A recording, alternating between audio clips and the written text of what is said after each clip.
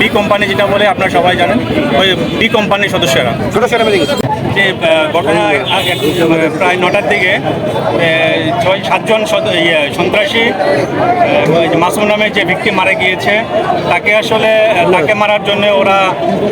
একটা কন্ট্রাক্ট পেয়েছিল।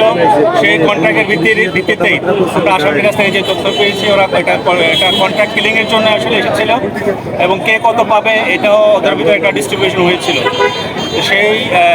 সেই উদ্দেশ্যে ওরা ভিকটিম যে মাসুম তাকে ওরা 7 জন মিলে কেউ ভালো ছুরি দিয়ে এবং আরেকজনের কাছে অস্ত্র ছিল, সে গুলি করে এবং গুলি করার পরই যে আসামিকে আমরা ধরেছি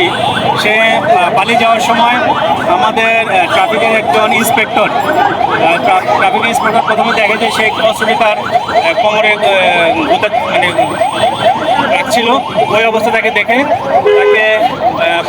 পাবলিকের সহায়তায় উনি ধরতে সক্ষম হয় এবং তার কাছে আমরা জানতে পারি যে সে একটি গ্রুপের সদস্য এবং সেই গ্রুপটি হচ্ছে গ্র্যান্ড বাবুর গ্রুপ এবং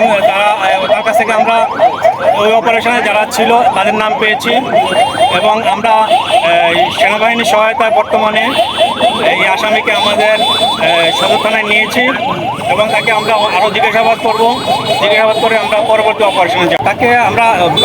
প্রাথমিক যে তার কাছে তথ্য পেয়েছি যে ওকে একটা টার্গেট কিলিংয়ের জন্য দেওয়া হয়েছে, ওদেরকে কিছু পয়সা দিবে, সে 50,000 টাকা পাওয়ার কথা ছিল,